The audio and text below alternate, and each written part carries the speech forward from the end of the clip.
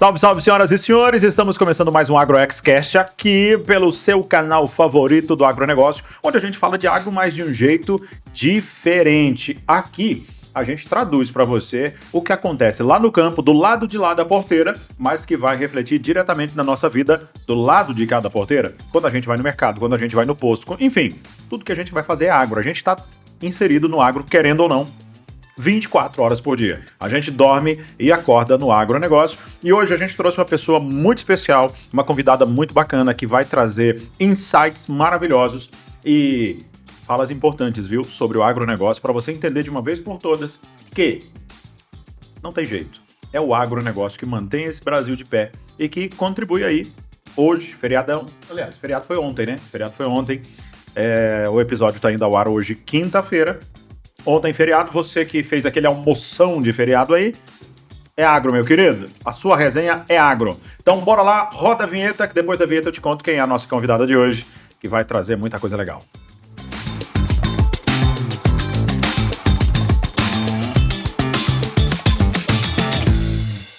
Muito bem, vamos lá, vamos começar o nosso AgroXcast de hoje. E a nossa convidada hoje é a Daiane Barbosa, ela que é advogada especialista no agronegócio, sabe tudo de agro e mais um pouco, e mais um bocado de coisa, energia, frequência, mentalidade, a mulher é fera, e hoje veio dar uma palhinha desse vasto conhecimento aqui no nosso AgroXcast.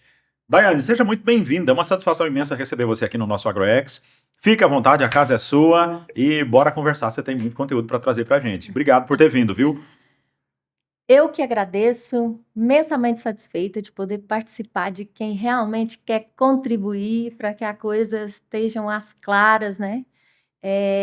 Eu acho que nós estamos caminhando a nível nacional, mundial, para que as coisas comecem de fato a mudar. As pessoas estão sedentas por informação, e isso aqui que vocês fazem muito bacana, e eu estou muito feliz de estar aqui. Que coisa É um boa. prazer. Obrigado, viu? Satisfação imensa, uma honra vindo de você, significa muito pra gente. A gente trabalha muito, né, para levar informação de qualidade para as pessoas e com certeza você conecta muito bem com isso, com esse objetivo de trazer informação para quem realmente precisa, que é você que de repente está fora da bolha do agronegócio, você que não tem nenhuma correlação direta, não trabalha na cadeia produtiva do agro. O que é a cadeia produtiva do agro, para você que não sabe? Cadeia produtiva é lá do plantio, da colheita, lá da tirada do leite, da ordenha do leite e tudo mais, da produção da carne, né, da criação do gado lá dentro da fazenda, até chegar no supermercado, até chegar em nós, consumidores finais, né? E lembrando que o nosso AgroXcast sempre no oferecimento da 2MX Treinamentos, 2MX Educação e Tecnologia. Para você que de repente você que é empresário, quer ter uma equipe de vendas de elite, a 2MX ajuda você a preparar o seu time, especialmente agora, Black Friday já na semana que vem, aí depois tem Natal, né, final de ano, a data mais importante do ano comercialmente falando, né? Então, se você quer vender mais, quer ter uma equipe que deixe o seu cliente mais satisfeito, 2MX Treinamentos. E se por acaso você quiser aumentar suas vendas, você que é profissional, né? Você que é vendedor, você que atua no mercado, ou você que de repente não atua em vendas, mas quer aprender a profissão mais desejada e bem paga do mercado, que é venda. Venda, gente. 2MX também ajuda você. É só entrar em contato aqui embaixo, ó. O endereço está aqui, o telefone está aqui também.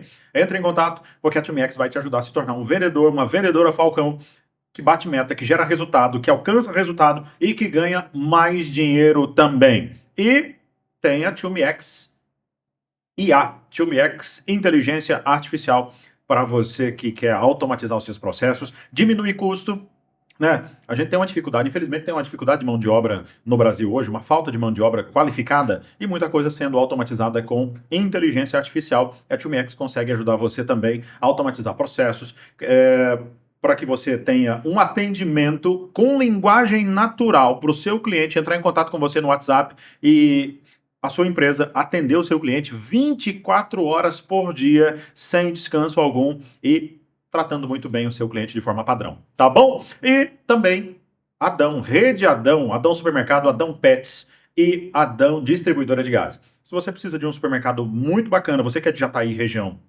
e quer ser muito bem tratado na hora que você vai fazer suas compras, Adão Supermercado. Além de qualidade, porque qualidade não é diferencial. Qualidade é obrigação e a Rede Adão gera isso muito bem, proporciona isso muito bem e lá você encontra muito mais do que qualidade. você encontra um atendimento diferenciado, você encontra uma equipe muito bem preparada para te atender da melhor maneira possível e uma variedade imensa de produtos. Adão Gás, que vai dar um gás a mais aí na sua cozinha também, e o Adão Pets para você cuidar muito bem do seu pet. E se você por acaso está sem tempo de levar o seu pet no pet shop para dar aquele banho, aquela tosa especial, a Dom Pets busca e leva para você o seu pet, tratando sempre com o maior carinho. E lembrando que tudo isso é agro. Tudo que tem no pet shop é agro, tudo que tem no supermercado é agro também.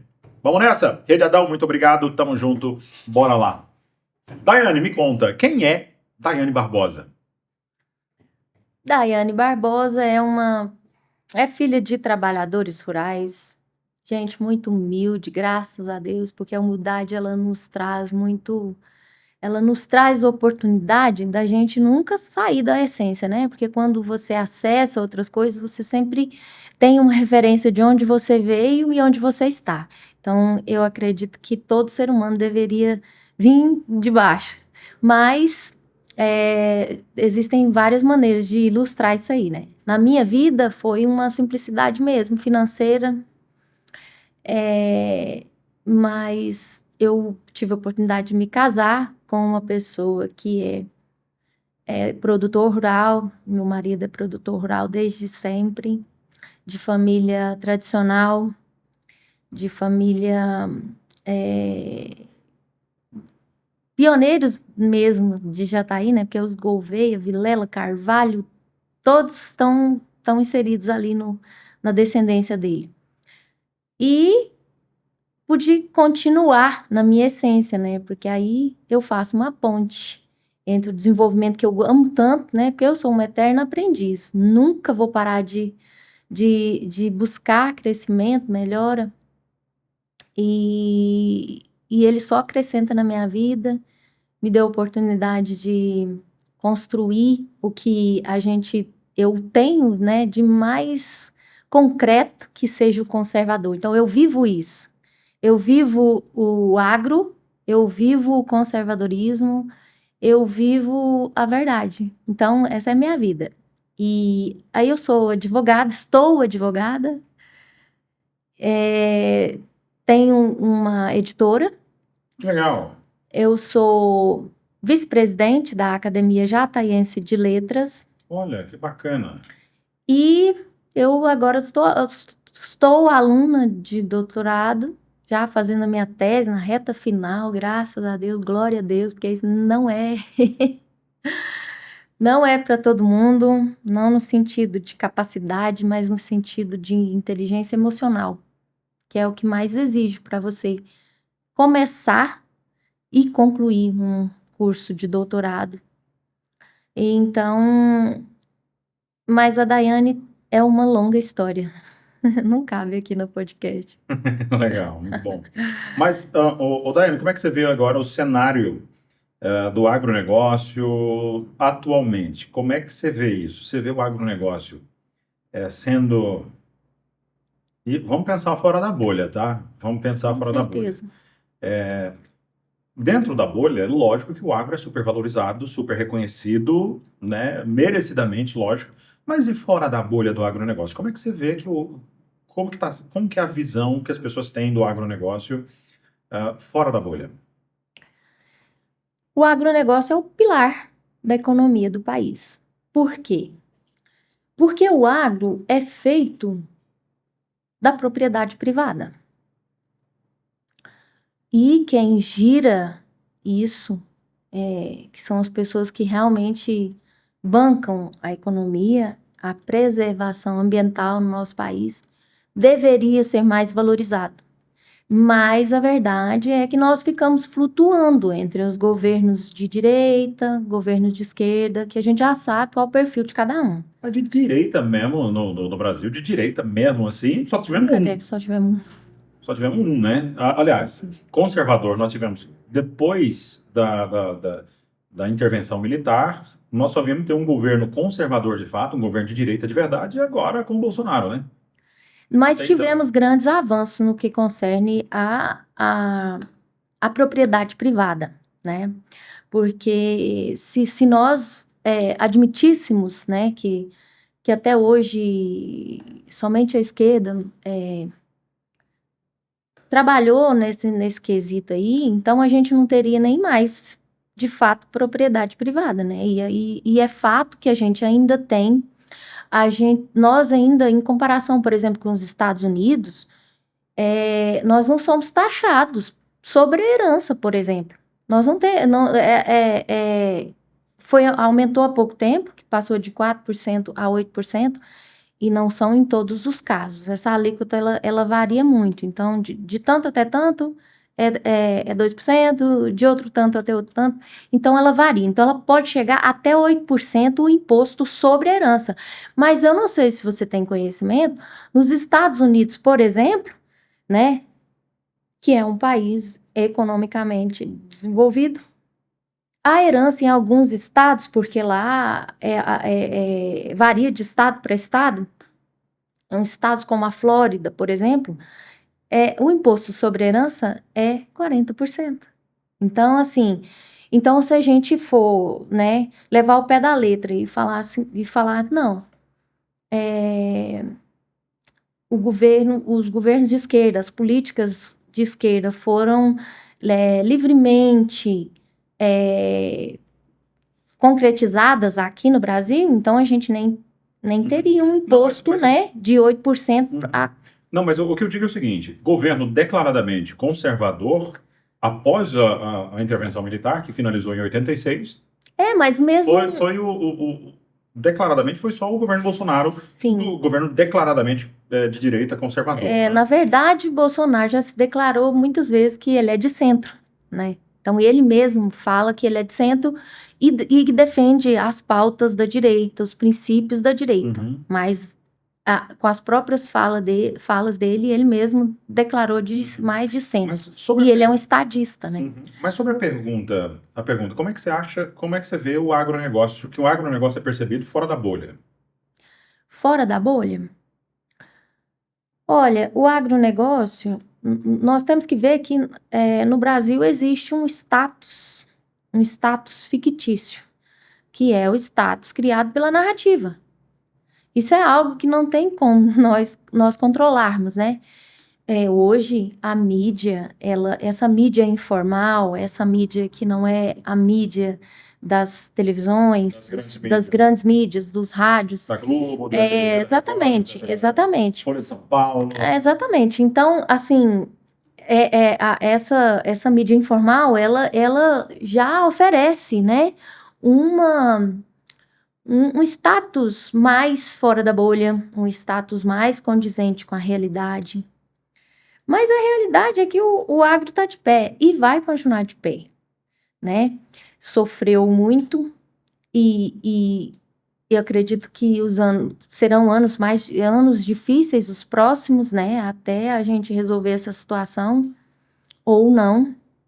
Mas eu acredito que o agro vai passar por um problema maior que a política, que é a sucessão, né? As grandes propriedades e as suas sucessões. E porque a gente está acostumado a falar de sucessão a nível patrimonial, né? Só que a gente não está preparado para trabalhar a sucessão a um outro nível de... Qual seria esse nível? Um nível de humano, um nível humano mesmo, de império, de sucessão. Porque quando a gente fala de sucessão patrimonial, nós, na verdade, não estamos falando de herança, né? Então, e o agro até hoje... por ser exatamente essa grande potência que trabalha e prospera, né? Está sempre muito ocupado trabalhando e prosperando, tanto que não tem tempo nem para fazer política, né? Para se posicionar, exatamente, não tem tempo nem para fazer propaganda. Deixou uma lacuna grande na sua sucessão. E sucessão, que eu digo, formar sucessores, né? Formar essa parceria. Você acha que a juventude não quer mexer com agro? A juventude que está vindo aí não está querendo mexer com agro, então? Não, a questão não é nem não querer, é estar preparado, né? Para toda essa...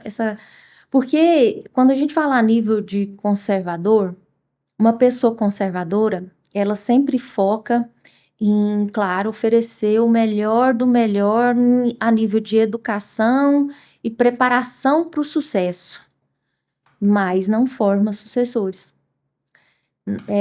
Isso é um fato lamentável, mas é um fato que a gente vê. Por exemplo, da minha geração para trás, né, pessoas com 50, 60 anos, eles estão no ápice agora ainda da sua juventude, da sua economia, girando muito, potencializando esse país, mas não criou intimidade com os filhos para poder passar realmente esse valor muito percentual muito pequeno, né, das famílias brasileiras. Mas a que você atribui? Assim, é porque assim, a gente já teve convidados aqui que já tem um posicionamento diferente, que acha que Sim, com certeza. tem pessoas Mas tem. que o agro está passando, que está tendo sucessão e tal. Uhum. Mas na sua visão, por que isso acontece? Por que não acontece essa sucessão, já que você entrou nessa seara? Exatamente porque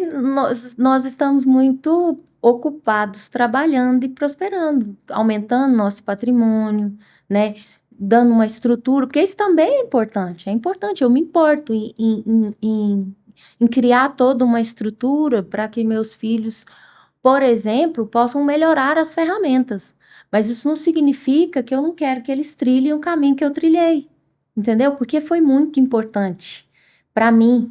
Mas não é o caminho que você trilhou que te fez ser a mulher forte que você é? E ao mesmo Exatamente. tempo que você fala que você não quer que seus filhos trilhem o caminho que você trilhou, não é tirar deles Não. digamos, a oportunidade deles também se fortalecerem com a própria história? Não, mas o que eu falei foi exatamente o contrário. É que acontece o seguinte, que eu não fui criada com esse privilégio de poder ir para a lida e pegar no pesado, né? O meu marido ele já foi para ele teve esse privilégio de ir com o pai, de ralar, de poder ralar. Mas hoje, se a gente tem condições, a gente não quer levar eles para a fazenda, para eles fazerem o trabalho pessoalmente, né? Porque a gente pensa que amanhã não é isso que a gente quer, que eles façam o trabalho pessoalmente, mas que eles tenham a capacidade de gerir aquilo ali.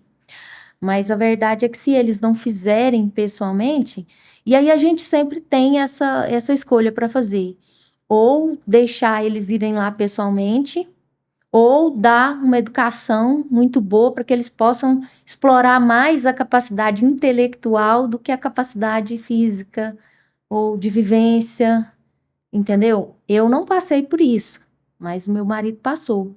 Mas a maior dificuldade que a gente tem é exatamente de fornecer isso para os nossos filhos, né? E não é por um querer, não. Eu não quero que meu filho passe por isso. Mas é que também nós não temos muita opção, porque hoje, por exemplo,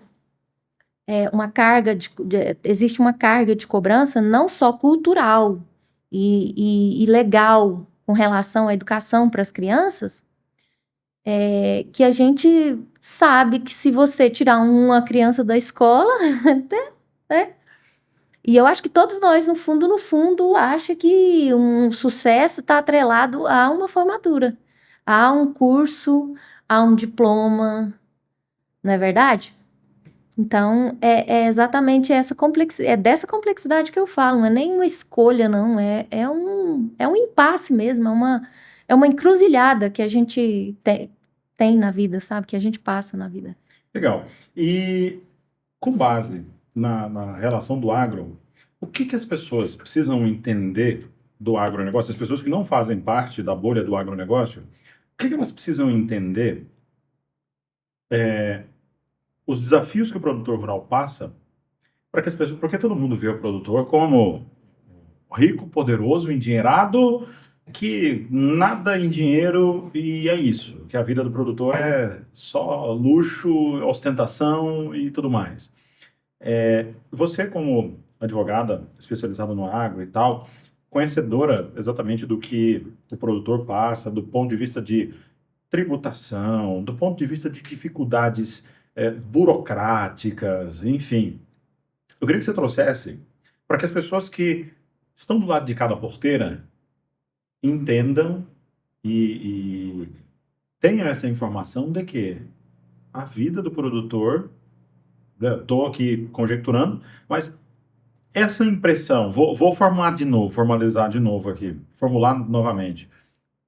A vida do produtor é isso mesmo? A vida do produtor é esse luxo, é essa ostentação que o pessoal da grande mídia propaga, essa vida tranquila, essa vida 100% prazer que a gente vê na grande mídia, que a gente vê tanta gente falando nas redes sociais aí, tanta gente que prega contra o agronegócio. Então, eu acredito que a pessoa, para ser justa, né, e formular uma concepção do agro, ela tem que ir lá ver de perto. Eu acho que não é possível formular uma concepção sem você ir lá e ver de perto, porque aí você vai ver que o produtor que ele tem bons frutos, com toda certeza não é aquele que gerencia de longe, não é aquele que delega, pelo contrário. O produtor que vê resultado mesmo, aquele que cresce, aquele que expande, prospera a grandes proporções, é exatamente aquele que acorda às 4, 5 horas da manhã. Ele não tem feriado, não tem sábado, não tem domingo. Não tem Principalmente férias, não tem nem férias. 13º. E se tá tudo bem, se a colheita foi boa, se o retorno foi bom, beleza. Se ele fizer uma boa administração para se resguardar de um possível ano ruim, ele vai passar tranquilo, mas se não, ele vai levar uma rasteira tão grande que vai perder até o rumo e as noites de sono. Mas a verdade é que quem vê essa realidade sabe que não tem nada fácil no agro, nada. Mas é encantador. É encantador o agro, porque o agro, eu acho que a maior expressão que eu já ouvi é numa música do Zezé de Camargo, antiga, que ela fala assim: se nessa terra tudo que se planta dá, que há, meu país, que há? Então, se quando dá errado, é porque tem alguma coisa errada, porque nós temos tudo do bom e do melhor. Brasil é um país riquíssimo, não só de terra, de minério, de muita coisa, e que merece ser explorado, bem explorado, né? Uhum. Porque as pessoas, elas confundem, né? Esse ativismo com sustentabilidade, mas o Brasil, ele é uma potência, mas ele é uma potência porque quem gerencia bem essa potência, né? E quem gerencia bem essa potência? A iniciativa privada, porque o Estado não produz riqueza. Quem produz riqueza no Brasil é a propriedade privada. Você nunca vai ouvir falar que o Estado tem uma área ali, está plantando, ele está fazendo, tirando essa balela do MST, não tem produção. Não tem produção. Não tem prosperidade. A prosperidade é vinda da iniciativa privada. Inclusive, até a questão ambiental, quem banca é a iniciativa privada. Tira todas as terras para ver, deixa todas as terras do Estado, na posse do Estado para ver. O Estado nem cumpre função social das terras públicas. Não tem a quem punir, não tem a quem sancionar, não tem a quem cobrar. Então, assim, é uma narrativa? É, mas se ela não passa no crivo do raciocínio, principalmente do raciocínio lógico, né? Porque tem raciocínio para tudo, né? Mas, enfim. Então, para quem está do outro lado, o que o produtor rural hoje paga, que ele é obrigado a pagar, e que as pessoas nem têm consciência? Bom, tem um imposto territorial rural, que é anual, que É, hoje tem um desconto, né, que ele faz com as áreas preservadas que ele declara no CAR. Mesmo assim, é um imposto puxado. E tem também, tem o Fundo Rural, tem o Fundeinfra, que é o imposto criado pelo governo, Caiado. pelo Caiado. E, E qual que é o objetivo de tanto imposto? Porque, assim, posso estar muito enganado. Tô aqui numa posição totalmente de leigo, né? Minha função é essa aqui. O que disso que volta, que traz de benefício, que seja para o agro ou que seja para a sociedade como um todo? O que está voltando disso? bom, cada imposto desse tem uma finalidade, né? O Fundo Rural, por exemplo, a maioria das pessoas não sabe, mas o Fundo Rural é o imposto previdenciário, né? Para bancar a aposentadoria especial. Mas o ITR, o Fundeinfra, cada um deles tem uma finalidade. Mas eu acredito que a gente ainda ganha em questão de percentual, porque outros estados foi puxado. Os outros países também, como a Mas, Argentina, por exemplo, existe um imposto de 30%. tá, mas beleza, que a gente pague mais barato. Sim, Que o agro brasileiro pague mais barato que outros países ou que outros sim. estados, né? Que o agro goiano, Mas o digamos problema assim. nem é esse. O problema não é esse. A Não, função é o que está voltando? não. Porque está sendo pago. Não, mas a nível de. Aí a gente entra na questão política, né? Pode? Porque Por favor. a nossa questão política já está totalmente comprometida. Nós temos aí um sistema falido, que é o sistema presidencialista, há É muito. falido? Por que é falido? É falido, porque até a democracia nossa é simbólica, né?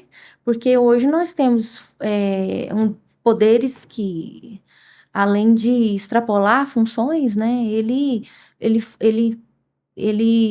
extrapola, As né, competências. as competências Mas e, assim, traduz isso pra gente. O que é extrapolar competência?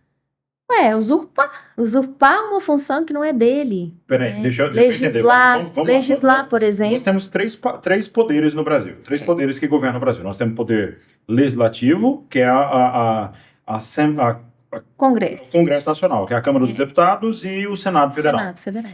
que são 513 deputados mais 81 senadores. Aí nós temos o poder judiciário, Certo. que o topo do poder judiciário é o STF, né, que é a corte máxima. Tudo que não é resolvido nas cortes menores, no STJ e tudo mais, é resolvido lá, certo? É isso. Tô falando bobagem, não? Não, é Mas, que... e aí, só Pode. complementando. Aí nós temos o executivo, que é a presidência da República. Esses três são que formam o governo brasileiro, que forma os três poderes da três República Brasileira. Eu só queria assim, entender como é que é essa usurpação de competência, como é que funciona. É quando, se eu entendi corretamente o seu posicionamento, é Uhum. quando, por exemplo, o Congresso quer agir como executivo, ou o executivo quer legislar, ou o STF, que a função dele é julgar e tudo mais, e aí ele quer agir como executivo ou quer agir como legislativo, é isso? Exatamente. Ah, tá. Exatamente isso. E isso aí é óbvio que causa não só uma desarmonia, porque aí a gente fala, nossa, está causando uma desarmonia, mas não é simples assim, porque isso causa uma ruptura. Mas por que acontece na sua visão, assim, por que isso acontece? O que está acontecendo? Assim, a gente vê muito falar no Alexandre de Moraes. Ele é esse coronel mesmo que estão falando aí? É ele o principal usurpador de poder que falam? Ou não? Ou isso é falácia? Na verdade, isso foi uma falha da própria Constituição, né? É mesmo? A Constituição. Não, a Constituição porque assim, em tese, a nossa Constituinte, ela é rígida, mas na prática não é, porque a gente dá poder, né? Nós demos poder, o povo deu poder para que eles tenham brechas e modificar e terem cada vez mais Na poder. Constituição não está escrito o poder emana do povo? Todo o poder emana do povo? E não existe nenhuma frase mais simbólica que essa. Tanto quanto a nossa democracia. Simbólica. Simbólica. Simbólica. Só simbólica. Simbólica. Algo que não existe, ele é simbólico. Deveria, né, existir, mas não existe. Então, ele é simbólico. A gente finge que tem, finge que tá lá e vai e dá tudo certo. Ou não dá tudo Ou certo. não dá tudo certo. Eu ouvi outro dia, eu gosto muito de ouvir o Felipe de Orleans e Bragança, que é descendente da coroa, Da família real. da família real. E ele fala muito bem essa questão política, a nossa realidade política hoje. Eu, antes de ouvi-lo, pensava que nós estávamos em uma crise política. Nós ainda não temos uma crise política. Nós temos uma crise judiciária. E ela vai causar essa crise política. Judiciária, por quê? Judiciária? Judiciária, porque por conta dessa usurpação que a gente mencionou, né? Por conta da usurpação, extrapolação. Você acha que, por exemplo, assim, tem gente que diz uma coisa, tem gente que diz outra e tal. Mas o STF, ele é mais. Você, como especialista, você vai saber trazer isso pra gente. Ele é mais judiciário ou ele é mais político?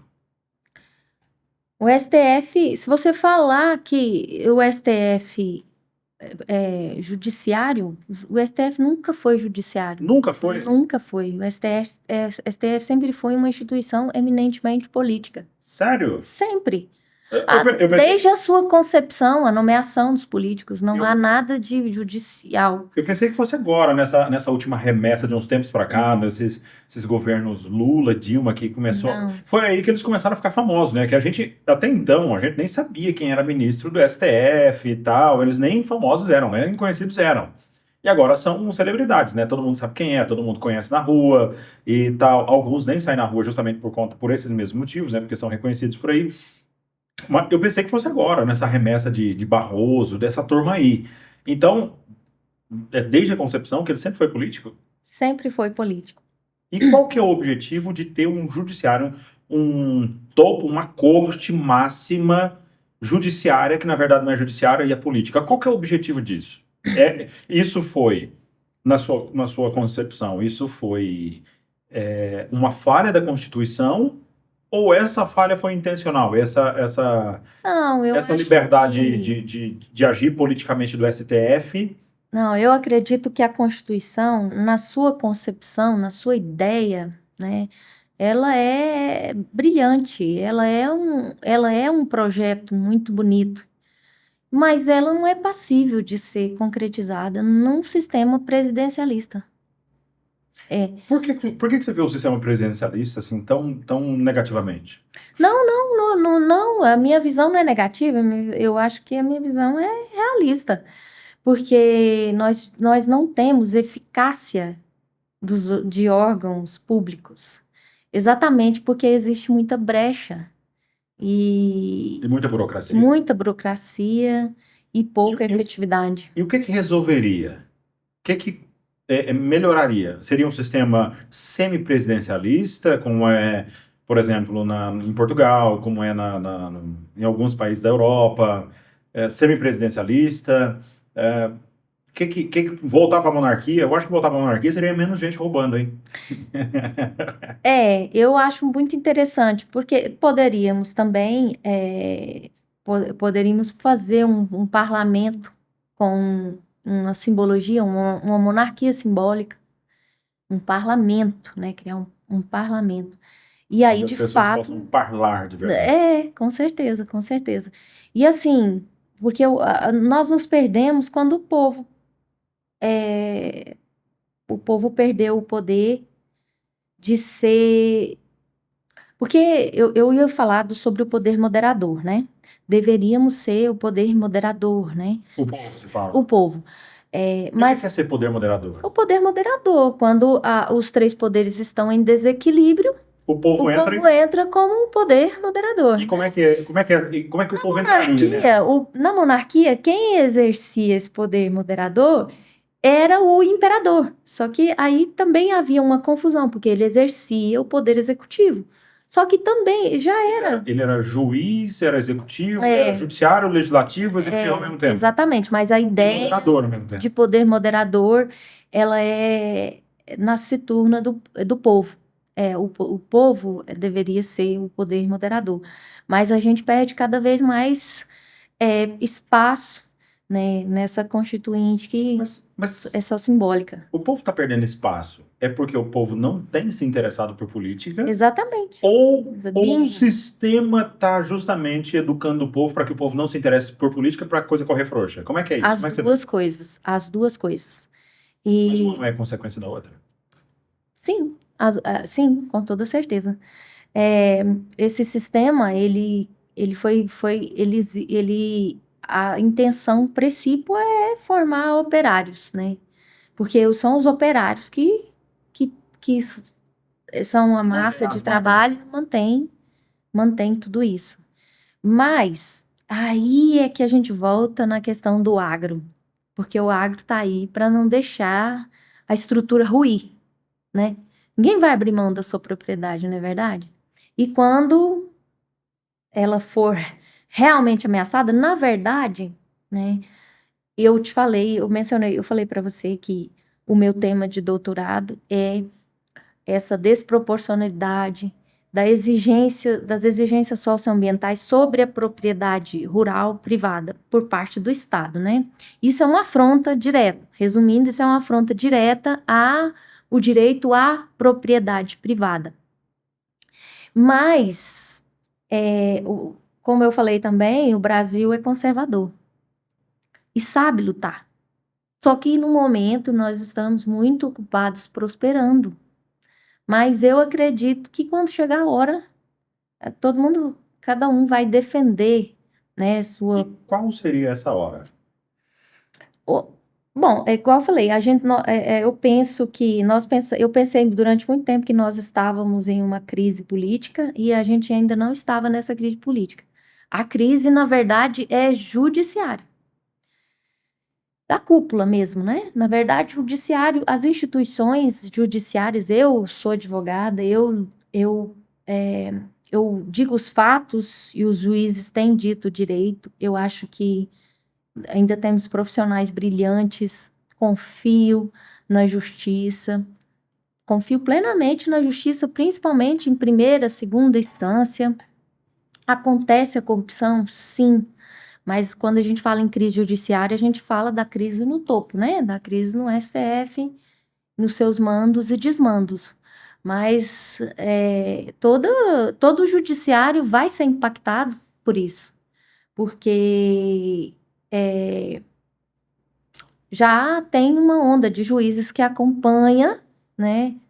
E profissionais que vão para esse lado e acabam corrompendo, né? E é como se diz, eles vão, a maioria vai levar a culpa por uma minoria que tirou Bagunçar para mesmo. bagunçar mesmo, né?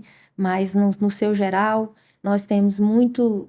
Eu fico ainda impactada de ver o trabalho dos desembargadores, principalmente nos tribunais regionais, e ver que eles são brilhantes. A gente dá os fatos, eles dizem o direito. Você pode fuçar que você consegue alcançar a justiça para o cliente. Então, assim, isso na esfera primeiro grau, segundo grau, quando não tem num grande nome, né? Porque aí a gente sabe que vai ter interferência, eles vão procurar até corromper, né? Mas isso é um reflexo da sociedade. E como eu te falei, eu acho que existe um grande movimento mundial que está mudando. O que seria esse movimento mundial? Eu acredito que o mal existe, mas o bem é muito maior e o bem está abrindo a boca. As coisas estão mudando. Eu vejo com muito positivismo. E positivismo, assim, melhora de fato? Porque, assim, minha função é perguntar. Não tá, assim, como eu vou te falar? A gente tá vendo aí, assim, eu vejo não sei se é isso a que você se refere, mas a gente teve eleições de direita, teve uma presidente conservadora eleita na Itália, ou teve uma eleita na França, inclusive Macron fez uma manobra lá, na Polônia também, na Áustria também, Na na Argentina, Argentina, agora nos Estados nos Estados Unidos, né? Unidos, Mas, assim, El El Salvador. Salvador e tudo mais. Mas a análise que eu faço, a pergunta que eu faço para você, assim, que eu queria pontuar é assim: esses presidentes conservadores, esse conservadorismo que foi eleito nesses países, em todos os casos, é porque quem estava no poder estava muito ruim. Muito ruim. A pergunta é: esses conservadores que foram eleitos, eles foram eleitos por mérito da causa conservadora ou foram eleitos porque estava muito ruim, ou seja, não é mérito da causa. As pessoas só queriam se livrar daquilo que estava muito ruim naquele momento. Como é o caso dos Estados Unidos. Eles nunca experimentaram uma inflação tão grande como agora no governo Biden. Nunca experimentaram um presidente tão fraco como o Biden e que saiu deixando bilhões para trás lá para o Talibã, lá no Oriente Médio, né, no Afeganistão. Enfim, a guerra da Ucrânia só aconteceu porque o Biden foi um presidente fraco, não teve pulso firme ali. Um, Lá no Oriente Médio também. Enfim, essas coisas acontecendo. A pergunta que eu tenho para você para levantar essa bola aqui para a gente filosofar sobre isso, é porque a causa conservadora ela se fortalece ou é porque os governos com ideologia oposta foram muito ruins e as pessoas só queriam se livrar? Porque assim, venhamos e convenhamos, a gente teve casos aqui no Brasil, em Goiás mesmo, Goiânia, onde o conservadorismo não foi, mesmo com o Bolsonaro lá apoiando presencialmente, né? O Fred Rodrigues não foi, em Fortaleza também não, né? Em outras cidades também não. Outras sim, outras funcionaram muito bem, como aqui em Jataí, com o Geneilton, né? Ele foi eleito, mas em outras não. Mas a pergunta é, as pessoas elas votaram no conservador, nos candidatos conservadores, porque porque a causa é nobre, porque a causa é bacana, houve uma conexão, ou é porque estava muito ruim? Porque se a causa é bacana, ou seja, aí é porque o conservadorismo realmente está ganhando força. Mas se é por conta do outro motivo de que estava muito ruim no momento, aí é porque o conservadorismo foi uma válvula de escape, aí não representa força. Na sua visão, o que é? Olha, eu acredito que não tem como você agregar um só motivo para um resultado de uma eleição. É um conjunto, né? Aqui, por exemplo, foi um conjunto de, né? Aham. E também, e outra coisa que não dá para a gente fazer é uniformizar, porque, como você bem falou, né? Governo de direita nós tivemos agora. Na verdade, não existe um perfil assim fiel, né, para falar assim, não, esse fulano aqui, ele é a encarnação da direita. Não existe, porque Nem o Bolsonaro foi não, com nem o Bolsonaro, nem o Bolsonaro. Ele tem um monte de bolsonarista que vai te hatear agora, vai deixar um monte de Não, comentário. não, não, não. Os bolsonaristas são pessoas que pensam, que raciocinam, eles sabem que e eu, inclusive, só para deixar bem claro aqui, continuo apoiadora do Bolsonaro, porque não existe um nome melhor que o dele. Mas Concordo com você, concordo. esse movimento é muito bom e eu acho muito justo, porque eu acho que os governos trocaram, primeiramente porque os que saíram foram ruins. Mas isso é um bom sinal, isso é um bom sinal de que a direita, com a sua narrativa, não se sustenta. E as pessoas veem isso. E por A mais que direita elas. sustenta. Não, a esquerda não se sustenta. Sim. E outra coisa também que fica claro cada dia mais, que não é porque eu sou conservadora, eu não gosto de falar que sou de direita, eu sou conservadora. Não é porque eu sou conservadora que eu vou apoiar ipsis literis o que um conservador faz. Nós precisamos estar em constante mudança, em constante melhoramento. E a direita, né? Falando de direita e esquerda, Brasil, a direita ela tem que melhorar muito a nível O político. que você acha que mais teria que melhorar, assim, a nível político da A direita? nível político, por exemplo, um dos motivos do Humberto perder aqui, e Humberto é centro, né? Centro-esquerda, né? Centro-esquerda, Humberto? O Humberto é centro-esquerda, a gente sabe disso. Sempre foi mais aliado à esquerda do que qualquer outro. Mas o que caracteriza, assim, o fato dele ter sido... Já que você entrou nessa seara, o que caracteriza, assim, o fato dele Uai, ser vou, mais vou dar esquerda? só um exemplo. Humberto, antes de anunciar que o Evandro seria o seu vice, ele o vice dele seria a Bia. A A Bia do, Bia é o Bia do quê? PT? A Bia é o quê? A Bia é PT. PT e Né? esquerdona. Sempre foi mais aliado ao Lula, tanto que as parcerias, alianças, eu acho que quanto a isso aí tá muito claro, né? Acho que não há dúvida que Humberto é mais centro-esquerda, né? E isso não significa que ele não tenha sido bom para Jataí. No que ele se propôs a fazer, fez. Deveria ter feito mais? Todos vão deixar essa sensação de ter, Não ter né? sido suficiente. Não ter sido suficiente. E que fique mesmo essa sensação em nós, porque nós não podemos nos contentar com nenhum político, porque eles não são para ser idolatrados, eles são nossos funcionários. A gente tem que mudar o olhar com relação ao político. Boa, concordo com isso aí. Ele não pode ser uma estrela, né? Ele tem que fazer, ele não está fazendo mais que a sua obrigação, que seja ovacionado pelo bem que faz, mas não há mérito no cumprimento de um dever. Existe mérito no cumprimento de um dever? Não. Então, a gente tem que mudar muito essa mentalidade. Verdade, isso aí que você falou, né? A gente hoje, a gente tá Passa premiando a pano. pessoa. A pessoa que é honesta, que devolveu uma mala cheia de dinheiro ali, que acha, vira matéria na televisão, essas coisas todas, né? A pessoa cumpriu a obrigação, não é verdade? Né? Cumprir a obrigação. Mas isso é por quê? Porque o psicólogo diz que você não pode falar para o seu filho, você não fez mais que a obrigação.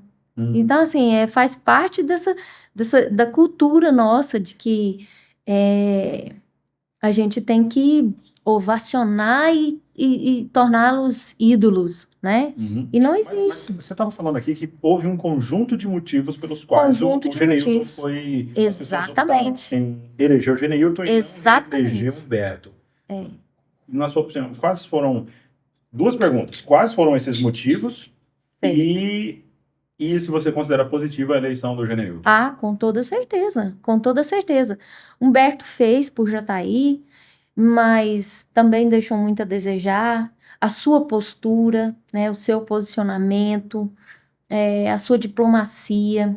Mas o Geneilton veio com uma proposta de mudança, porque Jataí realmente, se a gente for comparar com cidades vizinhas, mas não pode fazer essa comparação. Pode. Porque Jataí tem um potencial, tanto quanto ou maior que essas cidades, e a gente não pode aceitar que a gente não esteja num ritmo de crescimento parecido ou melhor que elas. Eu não contento com menos, não. O Jataí, eu não sei se você sabe, mas safra 19, 20, salvo engano, posso estar enganada, bateu os Estados Unidos. Então, assim, não é pouca coisa, não. Aqui nunca foi polo turístico. Inclusive, é uma das, eu acho, queixa da maioria dos jataienses, né? Nós não somos polo turístico, nós somos polo agro. E isso engessava a cidade. Inclusive, Então, desculpa. Inclusive, eu estava lendo uma matéria que Jataí agora subiu de 16º lugar para 7º lugar de armazenamento de grãos, né? armazenamento de grãos. E Rio Verde subiu de 9º, 8º para 3º lugar agora também, ou seja, muito bacana, né? Muito bacana. Então, a gente precisa começar a explorar a riqueza que de fato o município tem, né? Mas não E é com errado ficar certeza. dependendo só do agro aqui na cidade? Então, mas não significa isso. Quando a gente fala polo agro, porque ao contrário é que não dava para ser polo turístico, entendeu? Polo turístico? Mas, Polo turístico é que não é. mas tem uma Pode água ter quente uma bacana questão, ali, hein? tem uma água quente bacana, mas é uma água quente bacana. Então, e sendo que a gente tem várias coisas para ser explorada. Quando a gente fala polo agro, é que é a principal economia, né? É a mais potente, é Que isso. está mantendo E a que cidade. deveria ser mais incentivada, subsidiada. Enfim, mas voltando para a questão do conjunto que elegeu o Geneilton, claro que conta muito que ele é uma pessoa muito querida e ele é um bom gestor. Nós Inteligente pra sabemos caramba. disso, inteligente, ele é um bom gestor. Mas não negue a participação da Flaviane também, porque uma das coisas que um político tem que saber fazer é a aliança correta, e nesse momento foi uma aliança correta, né? Já pensou os dois competindo? Deu muito certo os dois. Né? Então deu muito certo os dois, né? Completa. E o apoio de Bolsonaro também contou muito, óbvio, né? Mas também esse descontentamento. Então, veja bem, um conjunto O de. que você acha que é o maior descontentamento aqui com a gestão Humberto? Porque foi uma votação muito expressiva, né? Foi 58 a 36, a 38%, foi 20%, 21% de diferença aí. O que você acha que Eu é acho o que maior descontentamento com a gestão Humberto? a por parte maior da população? queixa municipal, eu acredito que é o comércio, né? Acho que o comércio foi bem perseguido na questão dos alvarás, eu já fui comerciante também, eu sei essa realidade. Eu tive Pandemia, o pessoal ainda tinha pandemia, foi muito mal direcionada, e a gente, enfim, o Humberto, quando eu falo que ele tem um posicionamento mais parecido com a esquerda, não é de à toa. A pandemia está aí para mostrou isso, né? E, e aí essa falta de liberdade, de incentivo para o negócio, né, para o agro, né? Ele tentou fazer essas pazes com o agro, trazendo o Evandro para a nos vice. 45 do segundo tempo. Nos 45 do segundo tempo, para você ver. Antes ele tinha cogitado a Bia, chegou a aparecer com ela, mas recuou, mas só que não colou, né? Não colou. Então, esse conjunto aí que elegeu o Geneilton. Legal. E o que você espera do Geneilton? O que você acha que da gestão Geneilton? O que você acha que vai ser, dentro das propostas que ele apresenta, o que você acha que vai ser o grande diferencial dele? Então, eu tenho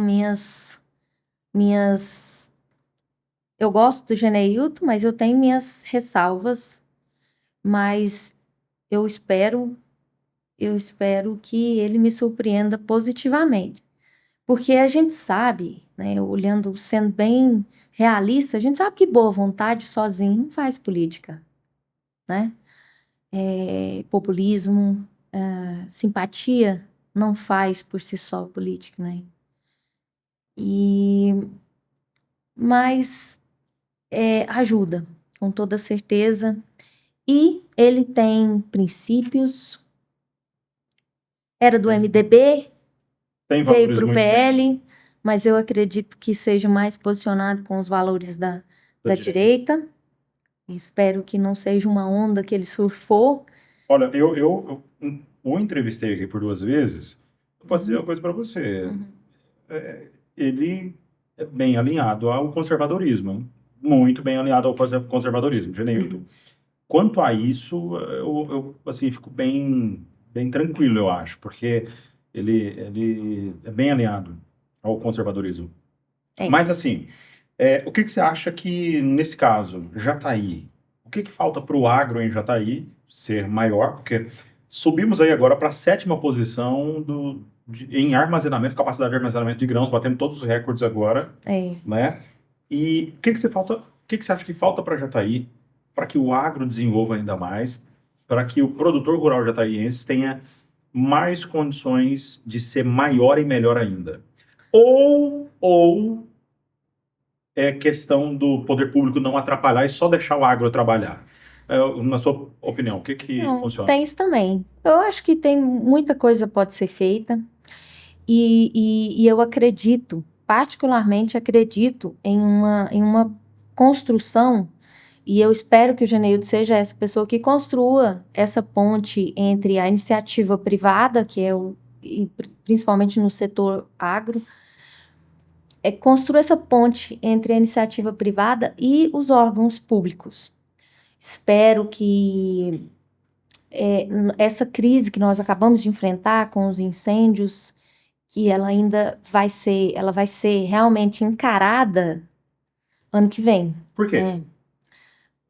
Porque os produtores não vão ter as mesmas áreas para declarar e ter um desconto no imposto, por exemplo. As áreas de reserva legal, APPs, elas foram incendiadas. E apesar pelo contrário que muita gente pensa, Ou seja, essas áreas, elas não se recompõem da noite para o dia, né? Ou seja, então quer dizer que o produtor passou esse ano de 2024 com todas essas queimadas aí, que não foi culpa dele, Não foi culpa dele. então ele vai responder por isso ainda. Pode responder. Não, o primeiro Não, vai responder que ele reflexo vai enfrentar as consequências disso ainda no ano que vem. o primeiro reflexo vai ser que ele não vai ter essas áreas para fazer desconto no ITR ano que vem. Ou seja, ele vai responder tributariamente isso aí. Tributariamente isso aí. Outra questão também é as multas que ainda pode chegar, que o governo federal falou claramente que... Conta mais sobre isso. Como é que é esse negócio de multa aí? Então, a gente pensa assim, bom, talvez se eu não falar, se a gente não suscitar esse assunto, quem sabe ele morre. Mas não é isso que a gente tem visto, não. O governo federal já anunciou que já deu seu posicionamento com relação a essas áreas, que vai fazer essa fiscalização para multar essas áreas que tiveram incêndios. E mesmo que não foi culpa dos proprietários rurais. Então quer dizer que o governo está culpando o produtor rural por conta das queimadas que aconteceram aqui, de repente chegou na fazenda dele sem ele, assim, do nada, e ele vai ter que pagar imposto não, multa disso? Então, a nível de estado, o Caiado tomou várias medidas, né, com relação a esses incêndios, e o produtor tinha pelo menos a quem recorrer, mesmo que essa ajuda não fosse chegar, mas ele tinha a quem recorrer, ele tinha para quem ligar, e ele podia fazer o BO também para mostrar qual o posicionamento dele com relação a esses incêndios, né? Porque se não foi ele que causou, ele procurou ajuda e registrou isso, né? Eu sempre orientei, falei muito nas minhas redes sociais, tirem fotos, documentem, façam um boletim de ocorrência, mas a verdade é que a gente sempre fica com medo dessa atenção que você vai chamar para a propriedade, porque aí você vai lá, faz o BO e o meio ambiente vai parar lá na sua propriedade, né? Ou seja, na verdade, fazer o BO é gerar uma prova contra si mesmo, então. Não, porque ele vai lá informar que queimou que pegou fogo e ele tá correndo atrás, entendeu? Que não foi ele, então ele tá registrando que não foi ele, entendeu? Mas isso poderia, né, ter uma consequência, um desdobramento diferente. Esse foi o temor da maioria das pessoas. Então, na verdade, como são situações novas, que eu, igual eu falei, só vai desencadear as consequências agora, em 2025, todo mundo está deixando para ver o que vai acontecer, né? Mas, no final das contas, quem paga sempre essa conta sempre é o produtor, que, como eu falei, é perseguido, sim, porque eu sei que... Esse governo persegue o produtor rural? Olha... Ou não é o governo? Como é que é? Como é que você vê isso? Na verdade, o governo, ele é ineficaz. Ele não cumpre o princípio da eficiência, né? Os órgãos públicos são ineficientes. Qual que é o princípio na fiscalização pública aí a prestação de serviço, com relação à manutenção, à fiscalização, né? Então, a gente volta naquilo que a gente pontuou agora há pouco, que eu falei sobre voltar, devolver pro contribuinte o que ele pagou de imposto. Exatamente. Você não tem contrapartida nenhuma.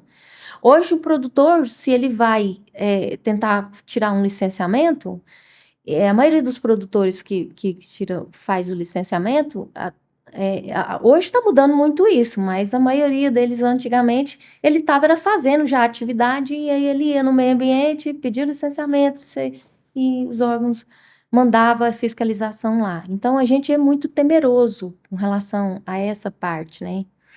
E a gente sempre espera que o órgão ele dê essa manutenção para o produtor, porque ele pode orientar, ele pode. Só que para acontecer isso, para ter essa eficácia de fato, precisa dessa ponte entre o setor público e a iniciativa privada. Mas quem vai fazer essa ponte? Se existe essa. Não tá. Por conta da situação política que a gente enfrenta no país hoje, tudo meio. Na, na verdade, tudo é polarizado. A gente que não presta atenção, né? Porque, assim, não existe meio certo, meio errado. Ou existe errado ou existe certo. É Sim. polarizado. E E, polarizado para você é algo né? ruim? Mas a mídia trata isso como ruim, né? Que a política é polarizada e tal, essas coisas todas têm essas narrativas aí, ok. Não, Essa ponte que você menciona aí, ela não é mais difícil de fazer agora, porque o que que acontece? O produtor enxerga o órgão público como vilão. O órgão público trata o produtor rural como um destruidor do meio ambiente, que a gente vê isso acontecendo. Como que seria feita essa ponte aí para resolver esse impasse? Então, só que as pessoas que realmente buscam soluções para o meio ambiente, elas têm que ser realistas. E sustentabilidade é algo que se sustenta. Não é algo fictício, não é algo que não resolve o problema, né? Não é Apenas algo... simbólico. É apenas simbólico. Como, eu vou te dar um exemplo muito claro. O Clube de Roma, quando se reuniu a primeira vez em 1972, com esse extremismo louco de nós precisamos frear o progresso, porque senão o mundo vai acabar. Precisamos frear urgentemente o progresso. O Clube de Roma, que foi um grupo de empresários, né, gigantes, se reuniu para tratar esse problema do meio ambiente, esse problema ambiental, né, global. E eles concluíram no final dessa conferência que não é possível frear o progresso. Como que é possível? Nós voltaremos para as cavernas? Isso é surreal, né? Então, não há que se falar. O que há que se falar é o quê? Da produção sustentável. Bacana. Mas essa crise climática aí, o que você acompanha, você está no agro e tal, você vê isso aí. Isso aí é de verdade ou é narrativa? Ou é falácia? Então, essa pergunta assim, Capciosa. porque eu sou, bom, eu não exerço nenhum cargo público, né? Mas eu acredito que você é um grão de areia na galáxia, escutando assim, você é o responsável pelo clima. Nós somos um grão de areia. É claro que as ações humanas impactam o meio ambiente. Eu estaria mentindo se eu não falar isso. Mas o meio ambiente, ele é potência. Nós não somos muita coisa para ele, não. E ele se renova o tempo todo. Então, assim, impacta, mas ele se renova, ele E por que se... essa narrativa tão grande em cima disso, desse tema? É porque pessoas ganham com isso, né? A nível mundial, pessoas ganham com isso. Por exemplo, a questão da Amazônia, né? Eu acredito que agora, com a vitória do Trump, uma das verbas cortadas seja do fundo da Amazônia, né? Que na E verdade que, não na verdade, tá rendendo nada só não, para as ONGs. Só para as ONGs. só para criar um problema e vender a solução. E, né, vender essa narrativa de que E os presidentes de ONGs que estão lá. enquanto, na verdade, os atores que realmente impactam o meio ambiente estão lá por detrás dessa narrativa, se beneficiando o tempo todo, Ganhando dinheiro com isso. ganhando dinheiro, né? Por que que o Pará não efetiva a regularização fundiária, né? Por que que o Pará não resolve a questão fundiária? Porque tem gente ganhando com isso. É muito Então, mais negócio ficar na informalidade com lá. certeza. Por isso que eu falo para você que, né, quem produz riqueza é a iniciativa privada, que produz, que sustenta, que se mantém e pode chorar, pode ficar de blá blá blá, mas até a roupa que você veste vem do agro. Boa, boa, muito boa. existe aquela máxima, né? O que o pobre tem? Pobre no Brasil hoje, o pobre tem uma moto, o pobre tem celular, o pobre tem uma casa, nem que seja de aluguel, mas tem um sofá, tem uma cama para dormir, enfim. Quem que deu isso pro pobre? Ele teve que trabalhar e comprar. Ou seja, o capitalismo deu isso pro pobre, né? Então, mas quando eu falo que as narrativas não se sustentam, é que a queixa do pobre é contra o empresário, né? Só que ele trabalha 4 meses por ano para pagar imposto. 4 meses de trabalho dele é para pagar imposto. E não é o empresário que cobra imposto dele. Exatamente, boa. Então, E aí tem o outro lado, né? O que o pobre tem saúde de qualidade? Não. Segurança pública de qualidade? Aqui em Goiás hoje até que tem, tá bem melhor, né? Mas, de modo geral, não. O pobre tem educação pública de qualidade, infraestrutura de qualidade? Não. Quem que dá isso? O Estado. Ou seja, o socialismo. O que funciona para o pobre é o capitalismo que proporcionou, que é ele comprar lá o carro, o celular dele, a moto dele, paga a prestação, mas paga, ou seja, é o capitalismo que proporcionou, né? O que é socialismo é justamente o que não funciona, que é o que o Estado fornece, o que é obrigação do Estado, que o Estado cobra caro para fornecer, mas não fornece com qualidade, não devolve com a mesma excelência, de um modo que vale o preço que a gente paga por isso, né? com certeza. Seria possível ter educação de qualidade? Sim. Como? Uma saúde de qualidade? Sim. Num sistema que funcionasse. Qual Que não sistema? é o presidencialismo. E qual que funciona? Mas a gente vai ter que testar. Teria que Mas muito caro para testar. testar? O que é mais caro? É Não, mais caro para eu testar ou mais caro não, ficar desse jeito? e é surreal, né? É surreal, porque você tem que pagar para ver. Você vai ter que pagar para ver. Agora, nós vamos pagar para ver. Um dia nós vamos pagar para ver. Quando a gente entender e chegar né, num nível, igual eu te falei, a crise judiciária gerando uma crise política, O que você acha isso que vai, tudo vai dar em uma encruzilhada. o que você acha que vai causar, vai trazer essa encruzilhada, que vai ser a gota d'água para estimular essa revolução? Essa mudança de sistema? Apesar de desejar não viver isso, mas com toda certeza afronta ainda maior a propriedade privada.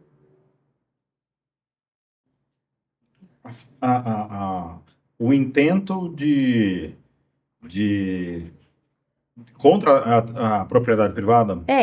Na verdade, como eu estou desenvolvendo a minha tese, essa afronta já é explícita, né? Ela já existe uma afronta, até uma expropriação indireta, um confisco sobre essas propriedades rurais, né, com sufocamento de exigências contra essas propriedades.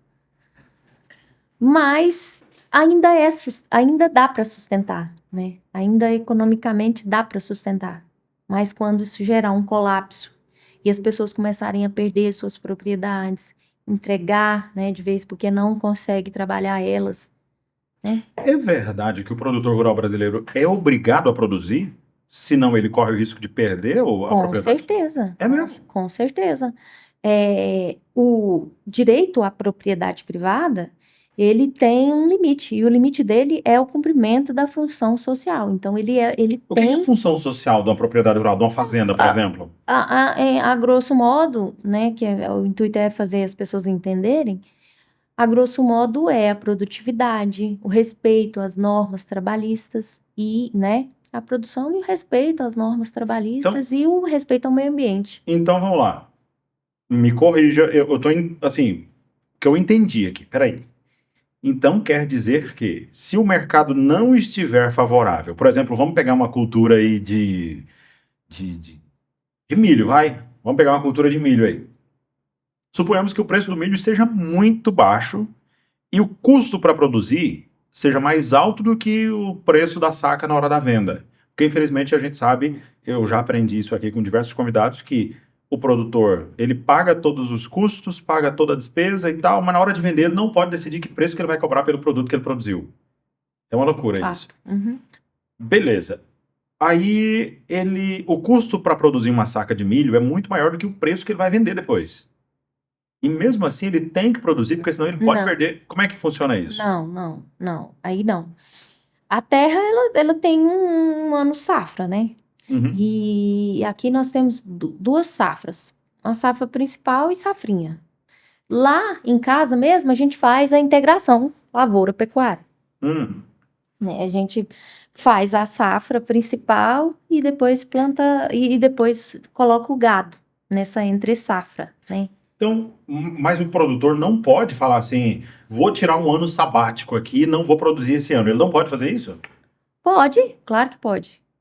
Claro que pode. É, Mas até ele não quando? pode abandonar a propriedade dele. Agora, Ah, outra questão também, que já ela é bem forte, é que as propriedades que não produtivas, elas estão mais vulneráveis, inclusive, à invasão, né?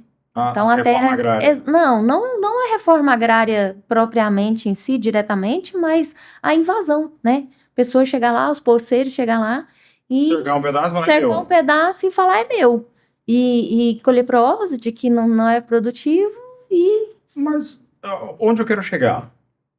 Quando é que uma fazenda é considerada produtiva ou produtiva é fácil, tá produzindo, tá plantando, tá colhendo, Uhum. tem gado ali, ok.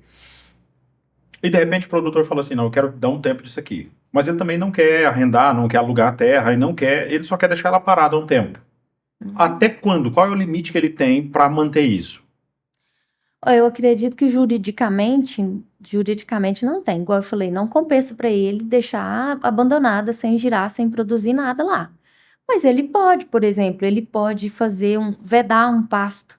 Vou deixar isso aqui um período, esse pasto sem, no caso da pecuária, por exemplo, existem vários produtores que fazem isso. Eu vou vedar o pasto, Deixar sem gado vou deixar nenhum sem gado durante um pro capim período crescer. bem grande para ele ficar e depois que fica um período maior, porque principalmente na pecuária ele tem que fazer, inclusive, refazer o pasto, que é limpar e depois jogar semente novamente, né? Porque vai Uhum. indo, ele vai perdendo a função.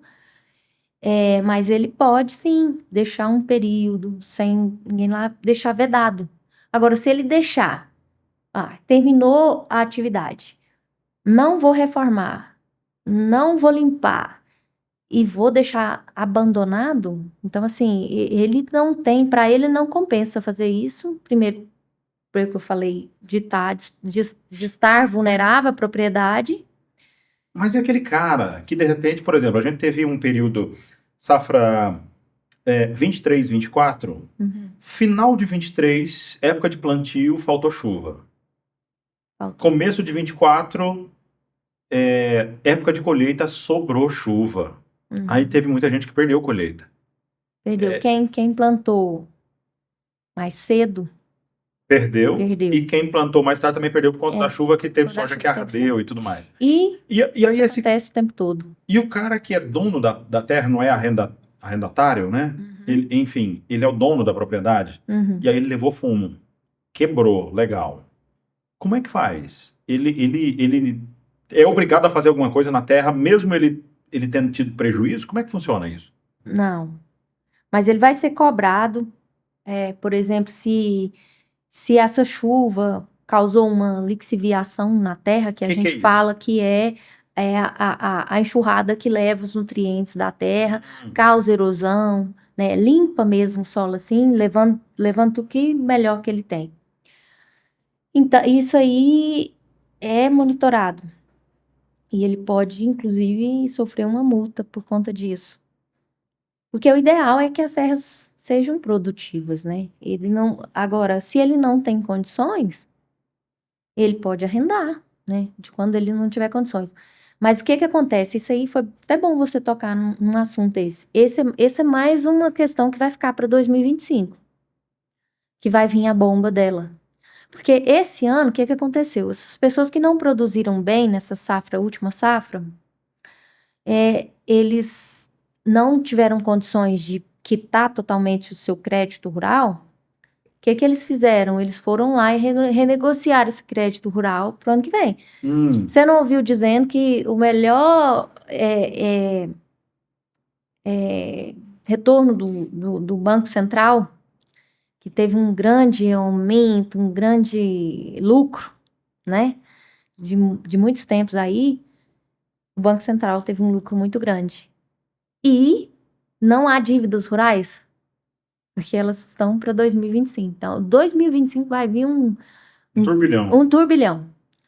Tanto para os produtores, que vai ter que pagar essas dívidas aí, a gente nem sabe ainda como vai ser a produção de 2025. Mas, como eu te falei, as minhas perspectivas para o agro são sempre as melhores, porque se tem um povo que tem raça, tem fé, é esse povo. Produtor rural.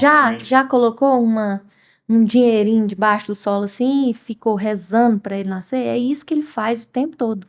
A gente vive com base na fé. É um dinheirinho, é um dinheirão, né? É um dinheirão, mas pode ser um dinheirão abaixo de abaixo de zero, né? Faz sentido. Então, é isso, é na fé, na raça.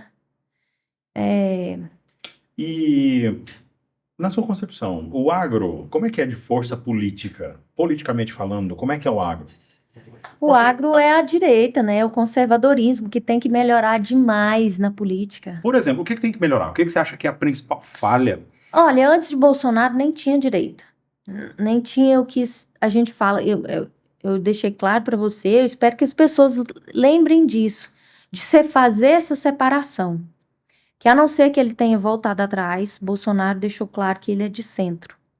Mas nós sabemos que ele defende os valores da direita. Então, uma palavra não importa. O que importa é a verdade. É o que de fato foi feito. E ele se posicionou nesses 4 anos defendendo os valores da direita, conservador, de fato. Mas nós precisamos começar a aceitar isso, mudar essa mentalidade que a direita tem que mudar. Para onde? Politicamente. O que você acha que é o principal? Mentalidade, aprender a fazer política, porque a gente não sabe, a gente estava falando anteontem, né? Que a gente não sabe nem construir narrativa. Porque a gente pode construir uma narrativa verdadeira, mas a gente não sabe vender o peixe. Porque eu te falei, nós estamos muito preocupados Em trabalhar. trabalhando e produzindo riqueza, prosperando. É isso que a gente sabe fazer de melhor. Mas acontece que é um pouco mais complexo que isso. E se a gente não fazer essa questão política e adentrar na política, tudo que a gente conhece de mais profundo, de raiz mais profunda, vai estar ameaçado.